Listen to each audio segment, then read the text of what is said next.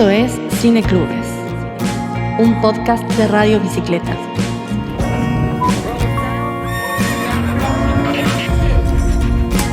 Una ventana al mundo. Una pizarra abierta a nuevas miradas. Un espacio para pensar el cine y el devenir de las imágenes. Esto es Cineclubes, una experiencia sonora que nos conecta con la cinefilia.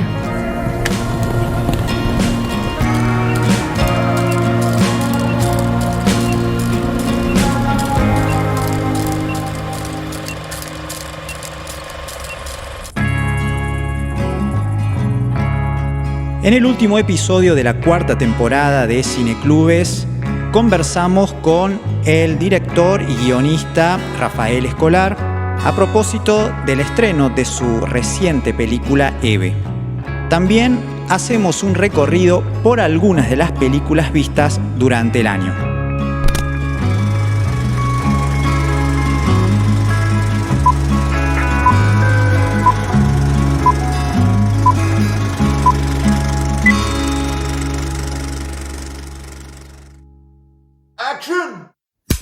¿Cómo están? Muy bienvenidos y bienvenidas a un nuevo episodio de Cineclubes, este podcast que realizamos para Radio Bicicleta.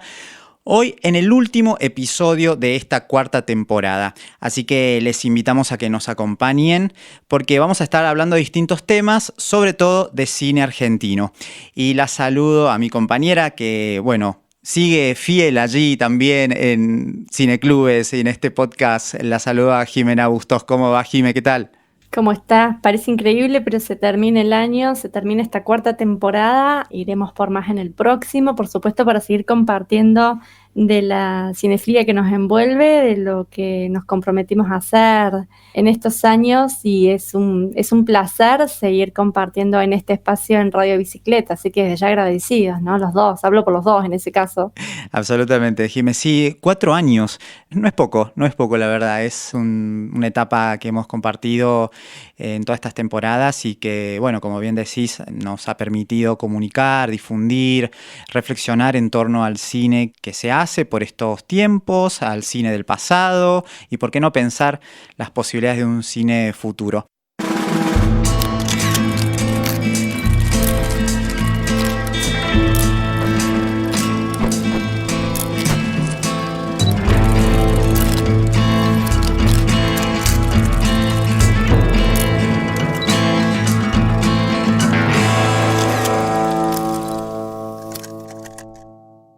Bueno, y aquí tenemos la oportunidad de poder entrevistar junto a Andrés a Rafael Escolar, un director establecido en Córdoba ya hace tiempo, en Córdoba Capital, y que hizo su productora con mucho esfuerzo y muchas ganas, Baserri Films, artesanía audiovisual establecida desde el 2010. ¿Cómo estás, Rafael? Aquí Andrés y Jimena te estamos saludando para Radio Bicicleta, el podcast Cineclubes.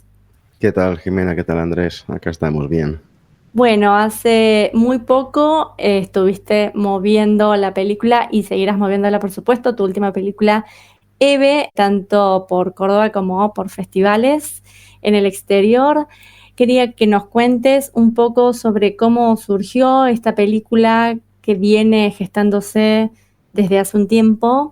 Y como toda película puede llevar una gestación larga hasta que pueda dar a luz. Así que contanos un poco cómo fue todo ese proceso. De una película además muy especial, porque está basada en hechos reales, ¿no? De alguien que pudiste tener el placer de conocer. Sí, así es. La película está inspirada en Eve. Es una señora, ella era de Buenos Aires, pero vivió muchísimos años aquí en Córdoba. En uno de los estrenos de una película anterior tuve la oportunidad de conocerla. Ella fue al estreno, a partir de ahí entablamos una amistad. Esta señora tenía una condición, de alguna manera podía leer o interpretar el futuro. A partir de largas noches de charlas, pues nació un poco la idea de que se podría contar o armar desde esa premisa, ¿no? Desde tener esa condición. Y de a poco fue tomando forma. Esto te estoy hablando del año, antes de la pandemia. La película ya casi estaba armada y presentada para empezarla a rodar. entró la pandemia por medio, bueno, como todo ese momento, todo ese parón, y luego cuando decidimos retomarla, esta mujer, Eve, fallece, y bueno, eso me llevó a reacomodar de nuevo toda la película porque ella iba a ser partícipe, iba a estar en la película. Pero bueno, ante esa situación, obviamente dolorosa, pues tuve que rearmar, reescribir algunas cosas, darle una nueva forma y bueno, la terminamos filmando el año pasado y bueno, y el estreno que fue la semana pasada en el Cinearte de Córdoba. Así es, donde tuve el placer de poder estar, de compartir la emoción también con parte del staff, del elenco, inclusive estaba por supuesto Magdalena con Vestillar, quien fue una de las protagonistas y quien también conoció a Eve, así que fue muy movilizante para ella encontrarse con la película en un ambiente propicio, ¿no? Con el público y con la respuesta del público, ¿no? ¿Cómo lo viviste vos? Bueno, los estrenos siempre tienen esa dosis no de nerviosismo o expectativa, pero bueno, también es una manera, es la primera vez que se muestra públicamente algo y eso siempre conlleva como una cierta inquietud para saber cómo se puede ver, cómo se puede interpretar, por dónde respira el proyecto. Pero bueno, ambas funciones fueron bastante movilizadoras en términos de que esta mujer, Eve, era una persona muy conocida en Córdoba y de hecho calculo que muchas de las personas que yo no conocí, ¿no? Pues, o sea, no las conocía, fueron a ver la película. Yo creo que eso fue también, generó un ambiente muy emotivo y las primeras impresiones creo que fueron en ese sentido bastante lindas, bastante positivas, pero sobre todo creo que desde la emoción bueno, que generó esta mujer para aquellos quienes, digamos, que la conocían, que creo que era la gran mayoría de los que fueron, ¿no? Como espectadores. Claro, y en el trabajo como actriz de una de las Eve, de la Eve joven, porque hay 3 Eves en la película, está la niña, la joven y la que interpreta a quien recién mencionamos, a Magdalena Comestillar. ¿Cómo fue trabajar con la construcción del personaje con personas que sí la conocían, como el caso de Magdalena, como con quien no la conocía, ¿no? Contanos un poco. Sí. Bueno, como te comentaba antes, originalmente la película iba a ser, a ver, al estar inspirada en Eve, yo lo que hice en la película la estructuré en 4 edades distintas inicialmente. Eran niña, joven, adulta y luego la Eve real. Bueno, tras el fallecimiento de Eve, quedaron estas 3 mujeres, 3 Eves, niña, joven y adulta. Yo en un principio sí ya sabíamos con Magdalena que ella iba a ser la Eve adulta. De hecho, veníamos trabajando el proyecto en conjunto. En un principio, fíjate las cosas, la Eve niña inicialmente iba a ser la nieta de Eve, la Eve real.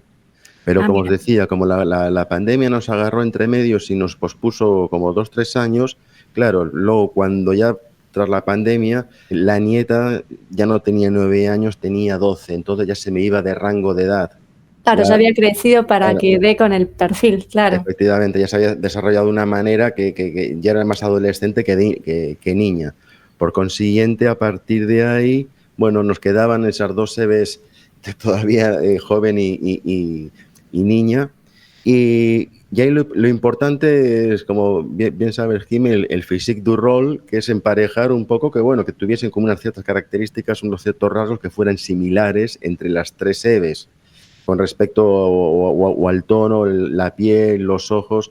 Eso claro. Es un poquito lo más complejo a la hora porque limita mucho, pero bueno, viste cuando las cosas se dan y se dan en términos de que de pronto tuve la oportunidad de que por medio, no me acuerdo ahora de quién, me mandan una fotografía de Flor Rubio, que es la que hace de Eve joven, y de repente encontré una similitud perfecta y a su vez a eso se sumó que la Eve niña, que es hija de una amiga de mi mujer, de pronto también por medio de ella la conozco en el Instagram y bueno, encontré de arranque que había una cierta similitud en rasgos y luego quien podía tener un mayor desafío, porque nunca había actuado, era Eve Niña, dado que Claro. Florencia Rubio es parte del teatro comedia, o sea, es actriz.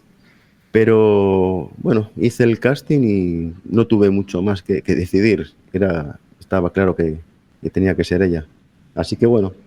Y luego, o sea, la idea no era tanto semejarse a la Eve original, porque como te dice, la película es más que basada, está inspirada. Es decir, tomé como algunas anécdotas como disparador para contar la película, pero luego a partir de ahí todo es ficción, todo tiene una narrativa más cinematográfica, en términos de que muchas cosas o sea, la gran mayoría son ficción, pero sí rescatando las 3, 4 anécdotas que me parecían que eran interesantes y reales de introducir en la historia.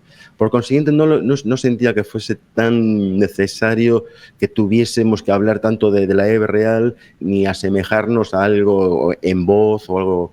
Me pareció que interpretando la historia ya era como suficiente como para desarrollarla y no tanto hacer un espejo de lo que fue esta amiga, ¿no? Eve. ¿Qué tal, Rafael? Quería preguntarte un poco sobre esto último que estás mencionando, ¿no? ¿Cómo se manejan esas situaciones? ¿Cuál es esa toma de decisiones en donde el guión te permite tener la libertad para, bueno, ficcionalizar, como vos decías, anécdotas, ¿no? Tener la libertad para no apegarte al intento de una reproducción fiel de los hechos tal cual fueron o una reconstrucción exacta, sino más bien poder jugar, poder tomar otra perspectiva de la vida o del retrato de esta persona, ¿no? Pienso porque muchas veces los biopics, por ejemplo, ¿no? Que es como algo muy, muy común en el cine, esto de intentar, bueno, reconstruir tal cual como fue la historia de alguien. Eso revela una mirada, ¿no? Entonces, eso, ¿cómo se manejó, cómo lo manejaste en el guión? ¿No? Vos tenías, desde el principio tenías en claro que querías manejarte con más libertad respecto a lo que querías contar. Sí, eso es cierto lo que dices, Andrés, en términos de. Mi intención no era hacer una. A ver, si hubiese intentado hacer, no sé, contar la vida de esta mujer y ser más exacto con lo que vivió, con sus anécdotas o con todo aquello que nos iba contando, hubiese elegido más el formato documental que el ficcional. Y mi idea de arranque justamente era ese, era ficcionarlo y aprovechar como disparador, lo que os decía antes, estas 3 o 4 anécdotas que me parecían que podían ser interesantes a partir de construir algo desde ahí.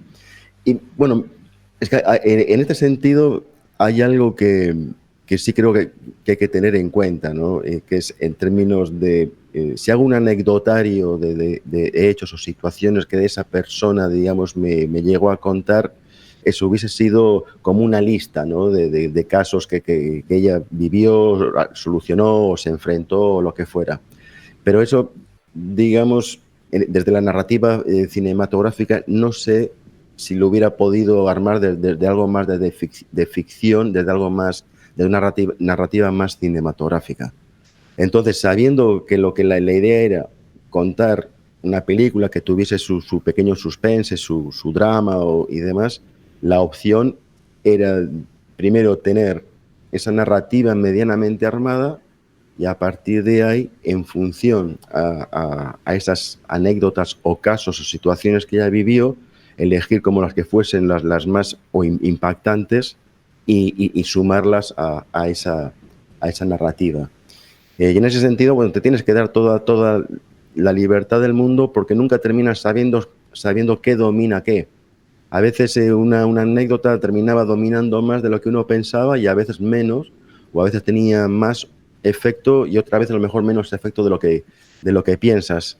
Entonces, en ese sentido, sí, es necesario no solo tener la libertad, sino la cintura de no agarrarse a algo y decir, bueno, vamos viendo cómo va y que eso por algún lado también fluya por sí mismo, ¿no? Claro, la tarea de desenamorarse de una idea primera y ver en el montaje también cómo va funcionando por todo lo que te vas encontrando con el material, porque bueno, es una película muy de autor, en este caso Rafael se encarga de dirigir la película, también hace el diseño sonoro, el montaje final de la película y por supuesto toda la construcción, ¿no? Narrativa, el relato. lo lleva adelante y es toda una tarea casi de rompecabezas, ¿no? Porque al final va tomando una forma, como decís vos, va sobresaliendo más una anécdota que otra y vos le vas dando la estética y la forma que... Lo interesante es que se muestra el personaje en tensión con lo que le pasa, ¿no? También se pone de manifiesto eso en muchos momentos de la vida de Eve, cómo ella entra en tensión con este don natural que tiene y cómo lo lleva adelante y cómo convive con otras personas que también tienen que enfrentarse a este don que tiene, ¿no? Ujú. Sí, sí, sí, sí, sí. Es así, es tal cual.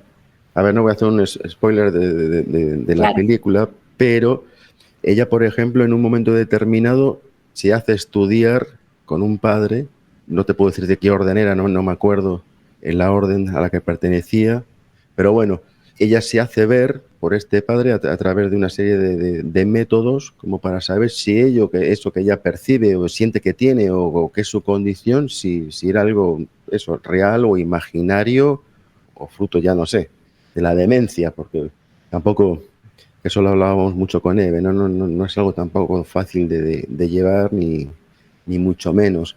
Entonces, bueno, por ejemplo, esa situación, esa sí fue real, ese padre, Stalder, existió.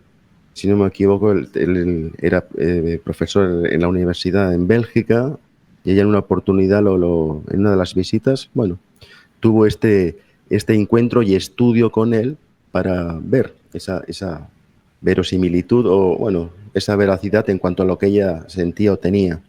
Entonces, Sí, ahí justamente hay un dramatismo muy palpable en la película porque los dos personajes, el entrevistador en este caso, este padre, y la entrevistada, por así decirlo, también en la forma en la que lo mostrás visualmente y sonoramente, porque se ve una imagen partida y ellos dos interactuando y por momentos sí hay planos y contraplanos con imagen plena de cada uno de ellos, de los personajes, pero el trabajo sonoro también a los espectadores nos mete en esa atmósfera, ¿no? En esa situación y saber desde qué punto de vista sonoro viene la voz, la pregunta y nos ubica espacialmente todo el tiempo. Eso me pasaba por lo menos cuando estaba, creo que a todos, cuando estábamos viendo la película y era un momento crucial y de tensión. Creo que desde el sonido se trabaja eso también para que uno lo vivencie así, ¿no? y lo que pasa, y Jimé, yo creo que bien me parece que has dado en el clavo en términos de como yo en las dos últimas películas lo que estoy intentando es evitar elementos visuales, trabajar más desde lo conceptual. Entonces, Sí. toda aquella falta de lo visual, la intención es ganarlo desde la sonoridad.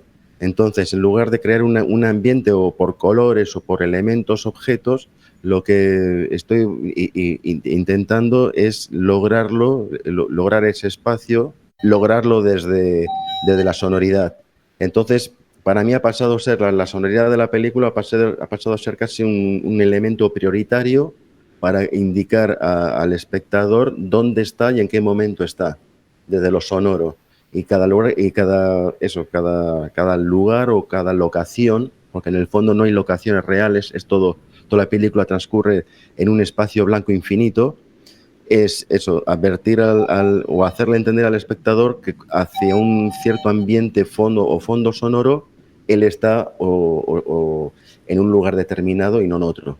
Entonces, bueno, es interesante esa exploración. La verdad que yo la disfruto mucho y, bueno, en eso, hacia ese lado he ido llevando eso, mis dos últimas películas y ya ahora puntualmente la de Eve, ¿no?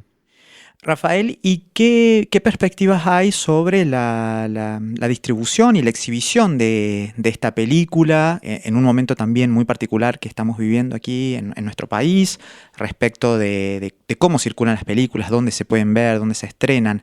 En el caso de Eve, ¿hay ya planes o perspectivas de cómo va a ser su circuito, su recorrido? Mira, la verdad, en este momento no. La idea ahora en un principio era darle ese cierre a través de estas dos proyecciones, llevadas casi como dos estrenos. Hay que cumplir ese ciclo. Y ahora con respecto a la distribución, es posible que a lo mejor el año que viene se busque algún espacio más donde se pueda volver a verla. Y luego es a partir de ahí casi contacto por contacto donde hay un espacio o algún cine club o algo que donde se pueda a lo mejor proyectar una vez. Pero bueno, es un trabajo en el sentido muy, o sea, minucioso y desde el lado, digamos, más desde lo artesanal o desde lo extremadamente independiente, es un trabajo muy de puerta a puerta, por decirlo de esa manera. Luego sí es cierto que hay plataformas en las que uno ya puede subir la película, pero bueno, tampoco es garantía de que porque uno la suba va a tener difusión. A veces entran en un periodo de estudio o de prueba y a lo mejor, en este caso, la distribuyen únicamente en un país o en una zona y luego en otras. Pero bueno, dentro de lo que hoy podemos manejar son las posibilidades que tenemos y de ahí no mucho más. También es cierto que cada vez hay más cantidad de material y de obras dando vuelta y cada vez también creo que va a ser como más difícil que encuentren o sea, encontrar un espacio, ¿no? Donde uno pueda asomarse. Pero bueno, es parte también de esto. Piensa que en películas de gran presupuesto bueno, ellos pueden llegar a destinar el mismo presupuesto para la producción que para la distribución. Claro, sí. Y eso claramente ya tiene una señal, ¿no? De que... Sí, sí.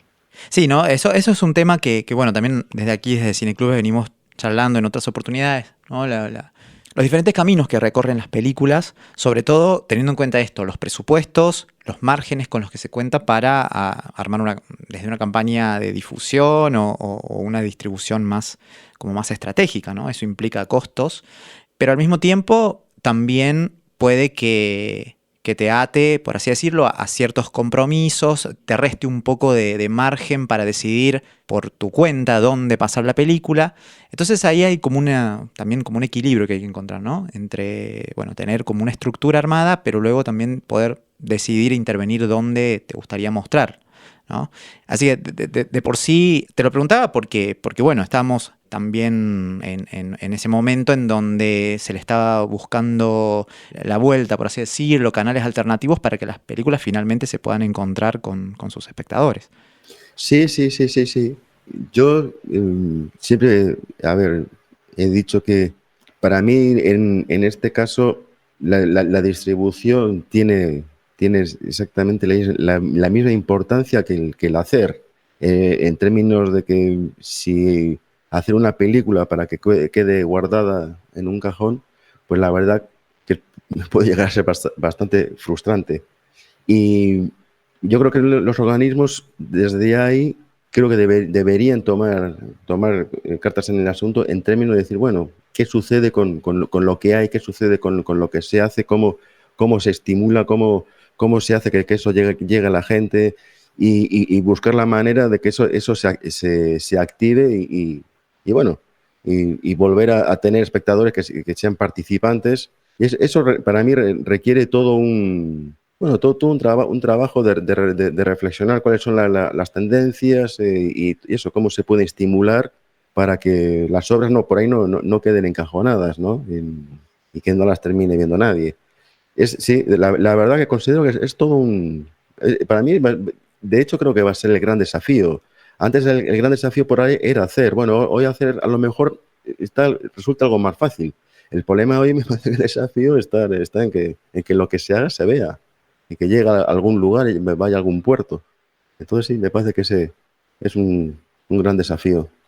También tenés toda una tarea de laboratorio dentro del audiovisual, ¿no? Pero desde la dirección de actores, el trabajo de talleres de actuación frente a cámara, que es muy interesante, desde el punto cero, ¿no? Con quienes muchas veces después podés trabajar en tus películas de alguna manera. ¿Cómo es ese proceso de llevar adelante este laboratorio, estos talleres y desarrollar las películas y tratar de que esas cosas vayan conviviendo y marchando juntas en tu trabajo diario, ¿no? Sí. Bueno, este laboratorio de actuación frente a cámara, de alguna manera, me permite, o sea, no solo formar, pero también seguir aprendiendo y seguir aprendiendo también a cómo trabajar la actuación desde la práctica con las actrices y los actores ver cómo ser más preciso en lo que se pide. Yo parto desde una premisa, en términos de que de todos los roles, digamos, para mí más importantes que tiene que cumplir una directora o un director es el de la dirección de actores. Porque tú puedes hacer una película como hay varias, no sé, la que se me ocurre ahora es, por ejemplo, Tangerine de Sam Baker, hecha con un iPhone 5S. Entonces tú dices, bueno, está hecha con lo que sucede con la realidad, con las locaciones, no le han puesto ni un florero para generar una realidad nueva, sino con lo que hay. Entonces dices, pero bueno, ¿y esa película por qué llega? ¿Por qué es creíble? Y porque son las actrices y los actores quienes hacen creíbles las películas. Tú puedes tener la mejor iluminación, vestuario, o sea, todo lo mejor que tú quieras, pero ahora si tú tienes una actriz o un actor que no es creíble, nada de lo que estás viendo va a ser creíble. En cambio, a viceversa, tú puedes incluso no iluminar, como también hay casos de películas donde no se han iluminado, y la película puede tener la credibilidad y la tensión, digamos. Entonces, como parto de esa premisa, para mí el trabajo fundamental en lo que hago o me gusta hacer radica en la dirección de actores. Y a partir de ahí considero que, bueno, que armar laboratorios, por más que luego con muchos de ellos no he trabajado, me encantaría, pero no tengo película como para poder trabajar con todos. Pero bueno, desde ahí me parece que es una buena plataforma para seguir eso, formando, investigando, aprendiendo y llegar a eso, que cuando quiera hacer una película me encuentre con una actriz o con un actor que lo que represente sea creíble. Y contanos acerca de tu próximo proyecto o proyectos, a veces conviven varios proyectos hasta que se van materializando, ¿no? No es que uno es lineal en el tiempo y va siendo súper ordenado con los proyectos, pero ¿en qué camino estás? Bueno, ahora como proyecto algo en concreto no tengo nada en mente. O sea, siempre hay cosas dando vueltas, pero eso no significa que se vayan a convertir en un proyecto en concreto. Lo que Claro. sí creo que todavía estoy con ganas de seguir explorando, como eso que os contaba antes, de trabajar la sonoridad con esa prioridad, ¿no? De crear espacios a través de lo sonoro y no tanto desde lo visual. Que lo visual sea algo más conceptual y lo sonoro es lo que cobre todo ese mundo. Ahí sí creo que todavía tengo ganas de hacer algo o seguir buceando por ahí. Ahora, como proyecto concreto ahora en mente en el cual me pueda llegar a sentar a hacer algo, estoy en blanco. Estaremos atentos entonces a lo que parezca. Bueno, Rafael, ha sido un verdadero gusto compartir este tiempo contigo. Sí, como dice Jime, estaremos atentos a los nuevos proyectos que aparezcan, que lo que surja, lo que, bueno, se pueda seguir viendo, y también atentos a la circulación y el estreno en más salas de Eve, que bueno, que tuvo días atrás unas primeras proyecciones, y bueno, esperemos que se pueda seguir encontrando con nuevos públicos. Agradecidos nuevamente. No, gracias a vosotros por darme este espacio. Un fuerte abrazo. Un abrazo, gracias.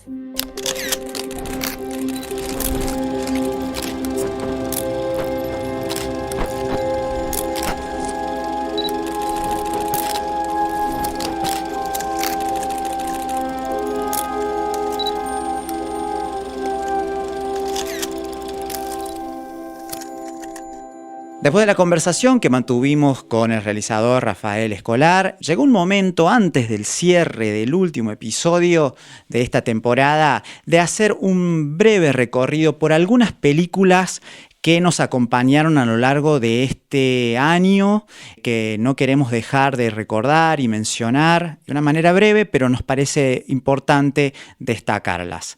Jime, ¿qué destacarías vos de lo visto este año? Por ejemplo, hay un mediometraje del director Leos Carax de Francia que se hizo presente, este mediometraje, en el Festival de Cannes de este año, y responde a una pregunta, que es ¿cómo se encuentra hoy Leos Carax? Una pregunta que el Museo Pompidou de París habría pedido al director, y contesta con imágenes a esta pregunta. Inicialmente este proyecto era concebido para una exposición que nunca tuvo lugar, pero después se hizo este autorretrato del director una obra que revisa de forma muy libre más de 40 años de la filmografía de autor. Remite mucho a Godard, hace un homenaje, podríamos decir, a Godard, sus momentos en el cine, su forma en el cine, y hay citas de su propio cine. Por ejemplo, está presente la marioneta de la película Annette, que fue una película que de Oscar Axis hizo en el 2021, este musical del cual hemos hablado en nuestro podcast. Financiado entonces por el Museo Pompidou, muy hermoso mediometraje de Oscar Axis, It's Not Me, No Soy Yo, que estuvo presente en el Festival de Cannes en este 2024 como destacado, ¿no? También podemos hablar de una película argentina, Recuerda, de la directora Melina Terribili, que hace su estreno en el Cine Gaumont, aquí en Buenos Aires, en Argentina, una película que nace de los registros de un padre y una hija que filman a lo largo de más de 30 años. Es el segundo largometraje de ella en solitario, luego de haber hecho Ausencia de mí en 2018. Carlos Terribili es su padre, quien es representado y explica años atrás todo un proceso de trabajo que tuvo con puntualmente una obra donde el personaje principal es el ángel, un ser alado con una canasta de pan, donde almacena sueños y reparte a habitantes de un sector con flores, un personaje principal de un mural. Y están presentes también todos los muralistas que acompañaron a Carlos. Y por supuesto su trabajo, su taller, sus lugares íntimos y esa conexión que tuvo con ella. Todo comenzó en 2015 cuando, dice ella, vi por primera vez a mi padre envejecer. Y ahí vienen los disparadores para realizar esta película Recuerda, de Melina Terribili. Después podemos hablar de una película comercial, por supuesto, Joker, conocida como Guasón 2, Folie à Deux, con Lady Gaga también como coprotagonista, una estrella, por supuesto, del mundo de la música y también actriz, y Joaquin Phoenix, un gran intérprete que ya se ha destacado en la película anterior, Guasón. Esta película, dirigida por Todd Phillips, es un musical en esta ocasión, un musical que permite que uno se pueda distender como espectador tras estar vivenciando el juicio que se le hace al personaje principal y cómo de repente ese musical nos transporta a su mente, a su empoderamiento mediante la música y el arte en general, sus conflictos internos, revisa de alguna manera lo que ya hemos podido visualizar en la película anterior, pero me parece que la decisión de que sea musical ayuda mucho al personaje de la película, porque realmente sería muy cruel y muy dura de recibir y de digerir por todo lo que trata la película, por toda la temática, por el sufrimiento interno y las contradicciones, ¿no?, que genera ver a un personaje así tan fuerte. Una película comercial, por supuesto, pero muy inteligente también por cómo es guionada. La música tiene un recorrido impecable porque nos transporta a grandes clásicos dentro de la música, dentro del mundo musical, pero más allá de eso hay que destacar las interpretaciones de ambos, tanto de Joaquin Phoenix como de Lady Gaga, y me parece también una decisión importante que esté Lady Gaga como estrella que acompaña a ese empoderamiento de este personaje, ¿no? Y esa relación que tienen es muy particular. Bueno, ya hemos hablado de esta película, por supuesto, en nuestro podcast Cineclubes. Además de las películas, me gustaría subrayar un evento que tuvo lugar este año, el Mosfilm, que celebra su centenario. Hicieron ciclos en muchos lugares del mundo acerca de esta historia de 100 años en el cine, en Perú, en Argentina, en Latinoamérica, en un montón de lados, no solamente allá. Estamos hablando de un recorrido de un estudio cinematográfico fundado en Moscú en 1924. Hasta el final de la Unión Soviética produjo infinidad de películas, más de 3.000 películas. Su producción incluye obras que van desde los trabajos de los principales directores soviéticos tan conocidos, como Sergei Eisenstein, por ejemplo. También presente Andrei Tarkovsky, bueno, un montón. Yo quiero destacar, por ejemplo, una película bielorrusa de Lim Klimov del año 1985, donde Klimov pone en foco una Segunda Guerra Mundial vista por los ojos de un niño, así que el punto de vista genera en el espectador mucha angustia, mucha tensión. Ven y mírame, se llama, una película muy, bélica, muy fuerte para digerir. estéticamente preciosa, desde la fotografía también, desde la música, pero lo aterrador es el cambio de un niño que pasa de estar jugando, ver, convivir con la guerra y verlo todo a través de sus ojos. Una película que me impactó, que la vi hace muchos años y bueno, y me pareció muy bien que la pusieran como una de las películas a destacar en el Mosfilm.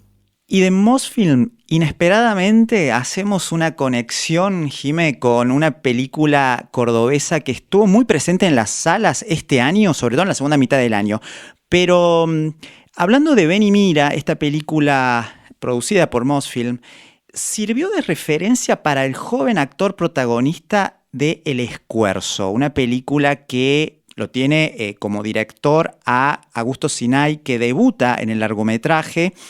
Y contaba el actor que en la presentación que se hizo este año de la película, que una de las referencias que tomaron fue precisamente la transformación que sufría este joven, el personaje de Ven y Mira, en esa película, la tomaron como referencia para también el proceso de construir el personaje que le tocó encarnar en la película El Escuerzo, esta película que toma como base el cuento homónimo de Leopoldo Lugones, para luego sumergirnos en un viaje hipnótico verdaderamente, muy extraño por momentos, donde el terror folclórico, si se lo puede pensar así, se luce en la construcción de las atmósferas que logra Augusto en esta película que se rodó en Tras las Sierras, aquí mismo en nuestra provincia, pero que da cuenta de un director con un pulso muy certero para contar la historia y para, bueno, demostrar que el cine de Córdoba está muy vivo, está muy vital.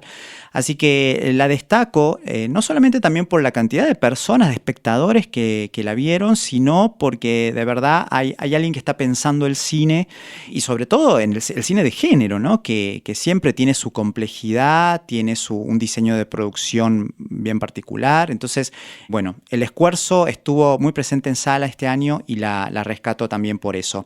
También en el plano documental, Jime, pudimos hablar este año de dos películas. Una de estas películas, su director nos visitó aquí en el estudio, me refiero a Gustavo Fontán, y su película La Terminal, que también circuló por algunas salas de nuestro país. Fontán filma La Terminal de la ciudad de La Falda, en las sierras cordobesas, y también continúa una exploración muy sensorial, atmosférica, de lo que es habitar esos espacios de tránsito en este caso, donde trabajadores, no necesariamente turistas, bueno, recorren estos lugares, cómo se configura una experiencia con el espacio, qué vínculos se tejen en esos lugares, en donde, como decíamos, los trabajadores van y vienen para poder, realizar sus quehaceres, pero también van conformando esta identidad, le van dando esta identidad a ese lugar tan específico.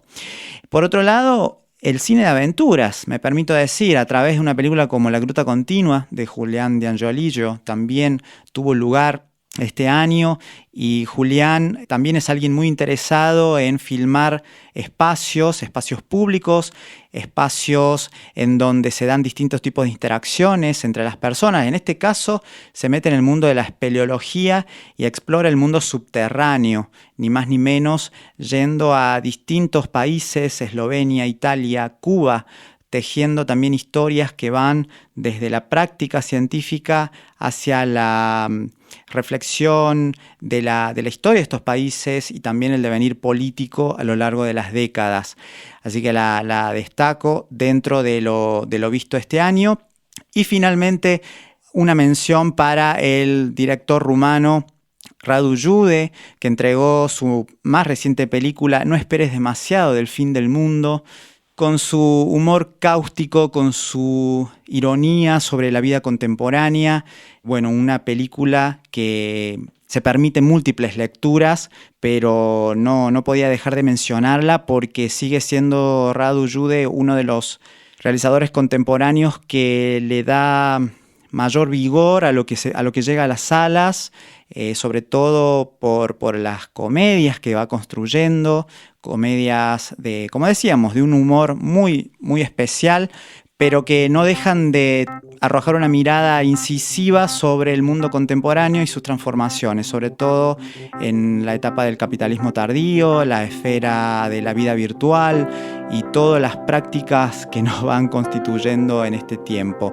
No esperes demasiado del fin del mundo pasó por salas y también por plataformas, así que la quería nombrar entre este pequeño recorrido que hemos hecho para, pensar en las películas que nos acompañaron este año.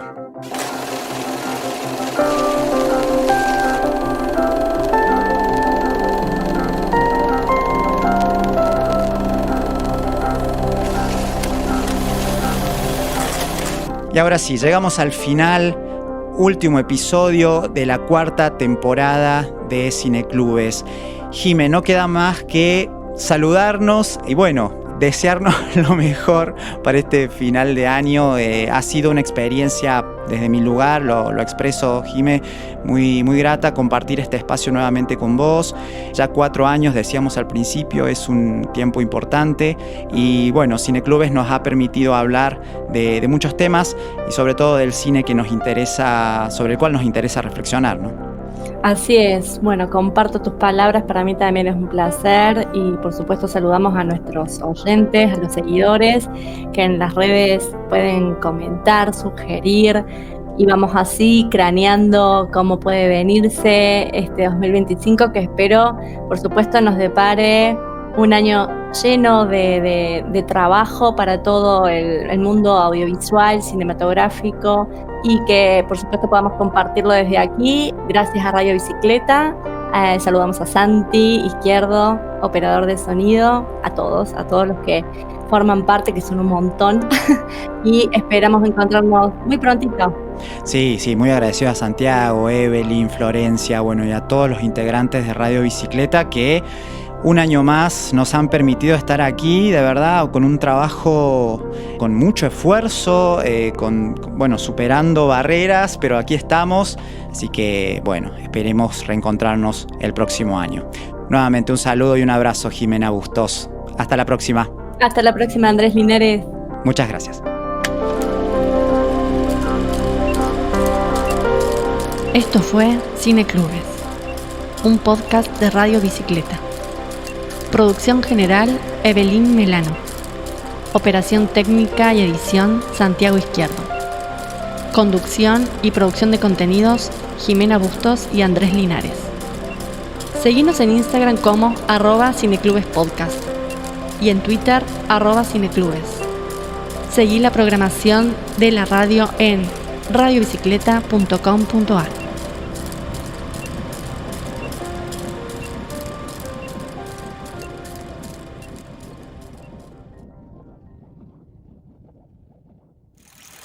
Este podcast que acabas de escuchar es un contenido original y exclusivo de Radio Bicicleta.